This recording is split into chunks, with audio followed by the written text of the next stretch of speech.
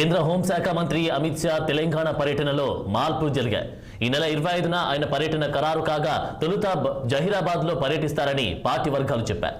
కాగా అమిత్ షా పర్యటన జహీరాబాద్లో కాదని మెదక్ పార్లమెంటు పరిధిలో పర్యటిస్తున్నారని ప్రకటించారు. మెదక్ పార్లమెంటు నియోజకవర్గం సిద్దిపేటలో బహిరంగ సభ ఉంటుందన్న కమలనాథులు ఈ నెల 25వ తేదీన ఉదయం 11 గంటలకు నిర్వహించే బహిరంగ సభలో అమిత్ షా పాల్గొంటారని చెప్పారు. 25వ తేదీ తర్వాత బీజేపీ అగ్రనేతలు పర్యటనలతో తెలంగాణలో రాజకీయ వేడి రగిలించడానికి కమలం పెద్దలు కసరత్తు చేస్తున్నారు. ఇంతకీ షా పర్యటనలో మార్పులు ఎందుకు జరిగాయి? 25వ తేదీ తర్వాత రానున్న ఆ అగ్రనేతలు ఎవరు? దీనిపై పూర్తి వివరాలు మా ప్రతినిధి మాధవి అందిస్తారు. మాధవి.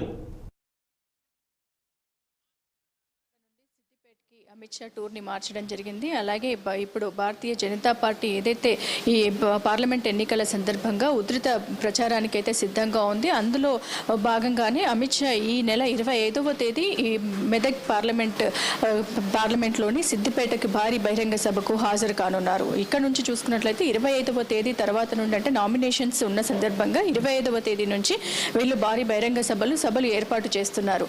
అందుకు గాను రాబోయే ఈ ఎలక్షన్స్ సందర్భంగా కూడా మోడీ అలాగే నడ్డా అమిత్ షా అగ్రనేతలంతా కూడా తెలంగాణకు బాట పట్టనున్నారు. ఈ ఎలక్షన్స్ అయ్యే వరకు కూడా ఈ అగ్రనేతలంతా కూడా తెలంగాణలోను అలాగే వేరే డిస్ట్రిక్ట్స్లలో కూడా వీరు పార్టీ ప్రచారం కోసము అన్ని రంగాలు సిద్ధం చేసుకుంటూ ఉన్నారు. బహిరంగ సభలను దాదాపుగా 15 సభలను ఏర్పాటు చేయాలని 2-3 నుండి భారీ బహిరంగ సభలను ఏర్పాటు చేస్తూ ఇక్కడున్న నేతలందరికీ కూడా దిశానిర్దేశాలు చేస్తూ అంటే గెలిపే ధ్యేయంగా కూడా వాళ్ళు వెళ్ళడం జరుగుతుంది. ఇంతకుముందు అమిత్ షా అలాగే మోడీ వచ్చినప్పుడు దాదాపుగా తెలంగాణ నుండి 12 సీట్లు ఖరారు అవుతాయి అన్నట్లుగానే వారు వెళ్ళడం జరిగింది. అందులో భాగంగానే ఇక్కడ కూడా వారు ఎక్కువగా తెలంగాణ పైన ఫోకస్ చేస్తున్నట్లుగా కూడా మనం చూస్తున్నాము. ఈ అగ్రనేతలంతా కూడా ఇక్కడికి రావడాన్ని బట్టి చూస్తున్నట్లయితే తెలంగాణలో ఇప్పుడు ఈ నెల 25వ తేదీ తర్వాత కూడా 27 అలాగే అంటే కొంచెం డేట్స్ అటు ఇటు అయినా కానీ మోడీ నడ్డా ఇలా వీళ్ళందరూ కూడా రావడానికి సిద్ధంగా ఉన్నట్లుగా కూడా తెలుస్తుంది. ఆనంద్ సంబంధించి మనం డిస్కస్ చేస్తే అంటే ఈ మార్పులు కేవలం ఎంపీ ఎలక్షన్ సంబంధించి షెడ్యూల్ ప్రత్యర్థుల విషయంలో ఢీ కొట్టడానికా లేకపోతే అక్కడ ఉన్నటువంటి సిచ్యువేషన్ని దీనికి అనుకూలంగా చేసుకునే విధంగా మార్చారంటారా?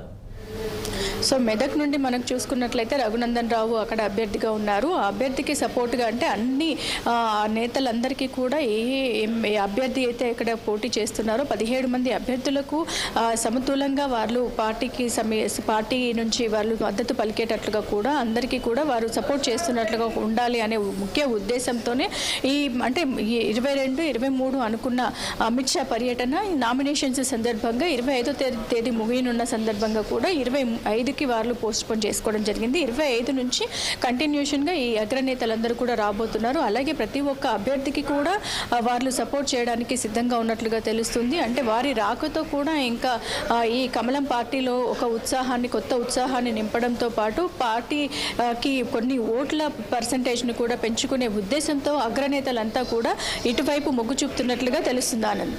Thank you Madan.